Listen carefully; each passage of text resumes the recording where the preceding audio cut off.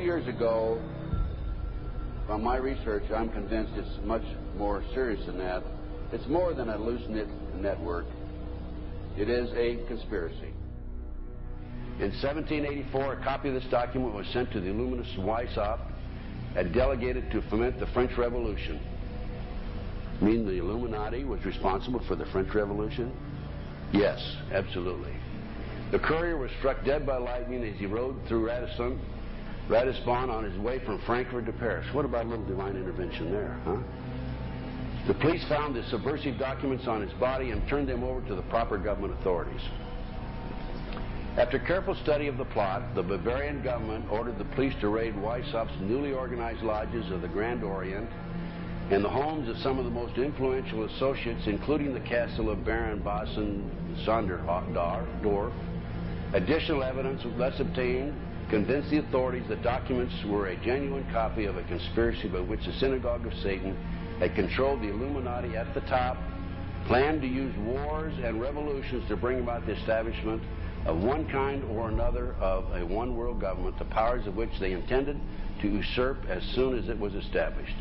In 1785, the Bavarian government outlawed the Illuminati and closed the lodges of the Grand Orient. In 1786, they published the details of the conspiracy. The new order of the world, our enterprise is now a success.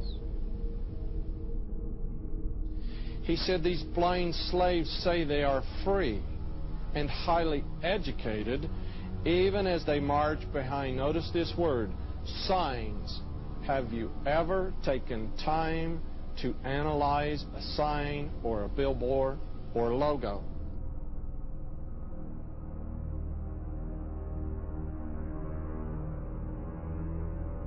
We'll start up here. In 1784, an act of God placed the Bavarian government in possession of evidence which proved the existence of the continuing Luciferian conspiracy. This explains the previous 9 pages, goes into it in detail. We don't have time to do it completely.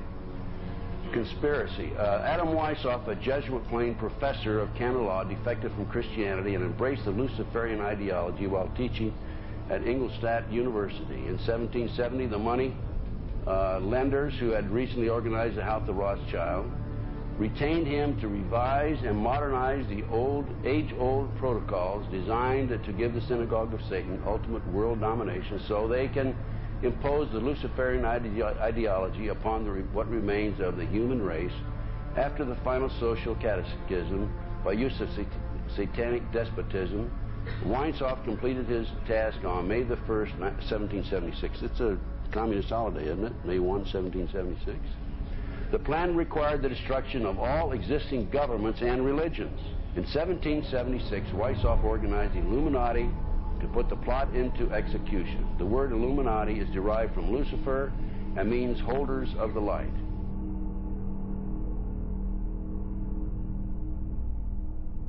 Weishaupt's revised plan required his Illuminati to do the following things to help them accomplish their purpose. 1.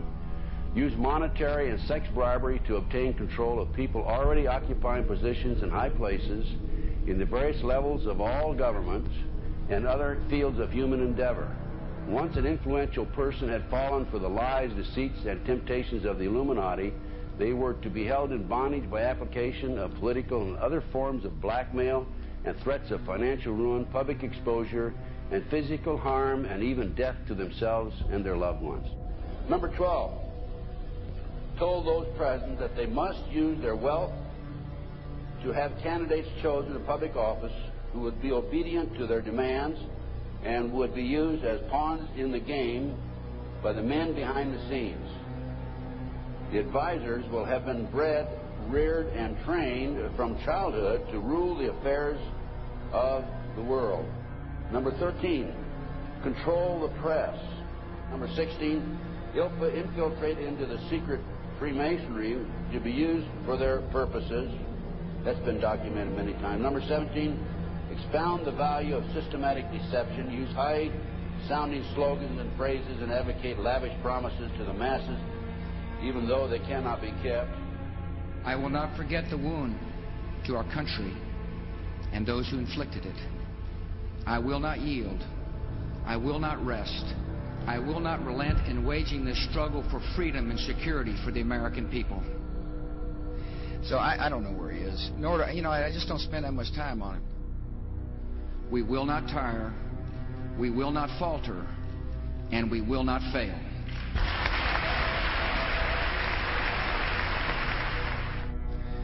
Terror is bigger than one person. And I remember he was telling me how you're going to see soldiers looking in caves for people in Afghanistan and Pakistan and all these places, and there's going to be this war on terror, of which there's no real enemy. Who knows if he's hiding in some cave or not? We hadn't heard from him in a long time. Operation Northwoods, the plan called for innocent people to be shot on American streets. This is the Pentagon. For boats carrying refugees fleeing Cuba to be sunk on the high seas. For a wave of violent terrorism to be launched in Washington, D.C., Miami, and elsewhere. People would be framed for bombings they did not commit. Planes would be hijacked using phony evidence, all of which would be blamed on Castro to justify an invasion of Cuba 40 years ago. An aircraft at Elgin Air Force Base would be painted and numbered as an exact duplicate for a civil registered aircraft belonging to a CIA proprietary organization in the Miami area. At a designate time, the duplicate would be substituted for the actual civil aircraft and would be loaded with selected passengers, all boarded under carefully prepared aliases.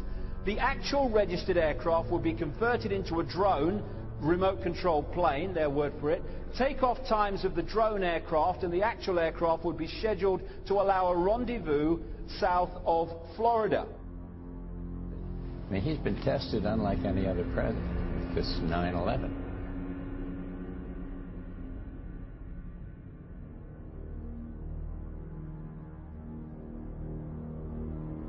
We have in this past year made great progress in ending the long era of conflict and Cold War. We have before us the opportunity to forge for ourselves and for future generations a new world order, a world where the rule of law, not the law of the jungle, governs the conduct of nations. When we are successful, and we will be.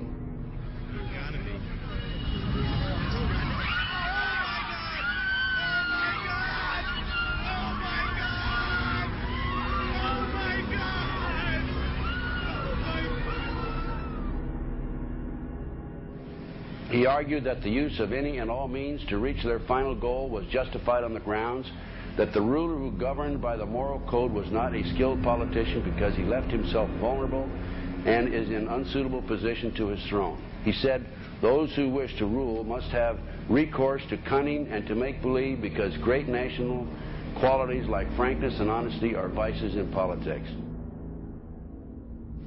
Fellow citizens will meet violence with patient justice, assured of the rightness of our cause, and confident of the victories to come. In all that lies before us, may God grant us wisdom, and may He watch over the United States of America.